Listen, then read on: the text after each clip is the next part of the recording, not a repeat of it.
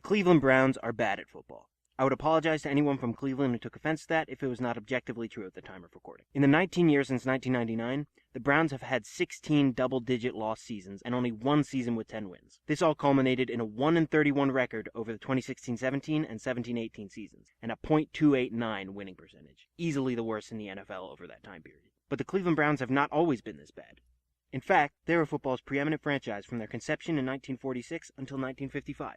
In that time period, the Browns won 7 league championships, 4 in the All-American Football Conference and 3 in the NFL, and went to the playoffs every year behind the arm of Hall of Famer Otto Graham. They even had continued success and won an additional championship in the 60s thanks to the legendary Jim Brown. However, these Cleveland Browns are not the same as these Cleveland Browns. The historically relevant, all-conquering, transcendent player-having, and colorblind jersey-wearing Browns now live here, Baltimore, Maryland. And they have looked like those same Browns at times too. Since their move in 1995, the now Baltimore Ravens have won 2 Super Bowls, had some incredibly talented Hall of Fame caliber players, and have continued the tradition of not knowing the color of the thing that they're named after by continuously wearing purple. So what are these Browns, and how did they get here? These Browns are around for the same reasons the Ravens are. In 1996, the year after the NFL allowed the original Browns to move to Baltimore, the league realized that allowing one of their more prominent and historically successful franchises to relocate and rename themselves was not good for business. So they decided to expand the league from the 30 teams it had at the time to 31 and allow Cleveland to have their Browns back starting in 1999. These are the Browns that exist today. The Browns are the second youngest team in the NFL after the Houston Texans, who joined the league in 2003, but are without a doubt the league's cellar dwellers at this moment. Their .289 winning percentage makes them, to quote Jon Bois, the worst expansion team of their era, which is a difficult thing to be since expansion teams are usually terrible. The thing with expansion teams is that you are almost always set up to be bad. As is expected, professional sports leagues find it incredibly difficult to make a team that has just popped into existence competitively viable against teams that have been around for decades. However, not all expansion teams have suffered the same fate as the Browns, and most have become competitive or even have started challenging for silverware within a couple years of being founded. The process for expansion teams differs from sport to sport, and some sports, especially those outside the US, don't even have an expansion process, but usually they follow these same general steps. First, there's a bidding process. After the league decides it wants to expand, it will usually open itself up to bids from potential ownership groups and yada yada yada. The league picks one, the other owners vote, and then a large sum of money is paid to the other teams as a bribe expansion fee to allow them entrance into the league. I'm skipping over most of this mostly because it's super boring admin stuff and I don't like it. It's my video, I do what I want. Second, you have the expansion draft. This is where the fun starts. So if a new sports team is joining the league, they need to acquire players. Who has players? Why, the other teams in the league, of course. In an expansion draft, the new team gets to select players off the teams already in the league in order to fill out their roster and add talent to their organization. Not all players are eligible to be picked by the new team, though. The league's incumbent teams have the ability to protect a handful of their players from being picked by submitting a protected players list to the league before the draft. The rules around how many and which players can be protected depends not only on what sport you're talking about, but also the specific expansion draft, as leagues will edit the expansion draft rules from draft to draft in order to improve the fairness of the endeavor. And the incumbent teams aren't the only ones who have to follow the rules during the draft. The expansion team or teams are also limited in what they can do and who they can draft. For example, some expansion drafts have set limits on the number of players from one team that the expansion team can draft.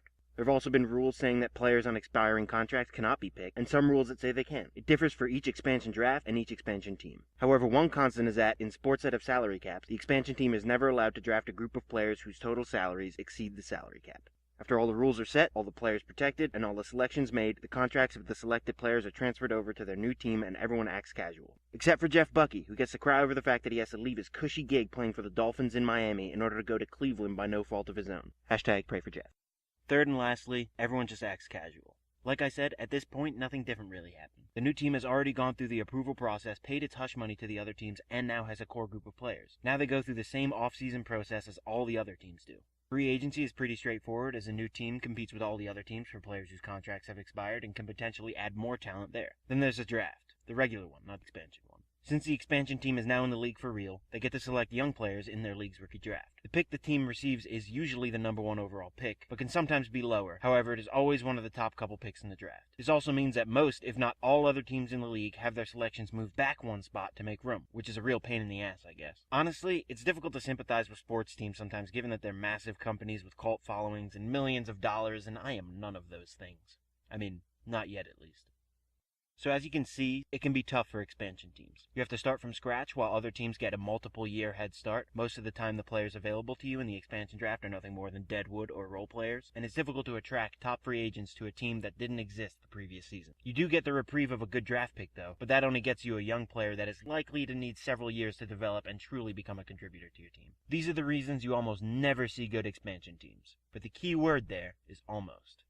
The Las Vegas Golden Knights are, at the time of recording, about to finish their inaugural NHL season in grand style. They got incredibly lucky in the expansion draft and had veteran all-stars like Marc-Andre Fleury and James Neal fall into their lap. They also hit big on breakout stars like John Marchessault and Will Karlsson, a duo that only had 120 points in 307 NHL games prior to this season, but combined for a total of 153 points in 159 total games in 2017-18. This rare group of talented players on an expansion team led the Knights to a 51-win, 24-loss, and 7 overtime loss record, and the top seed in the Pacific Division. They then proceeded to win 12 of 15 playoff games and are now preparing for their first ever Stanley Cup final in their first ever season of existence. They are already the greatest expansion team ever in major American sports, but now they have the chance to truly make history. It's a miracle, a once-in-a-lifetime series of events that may never happen again, but it is these types of stories that give not just sports teams, but also individual people hope for the future. It shows that anyone, and I truly mean anyone, can rise to the top no matter how far down they might be right now.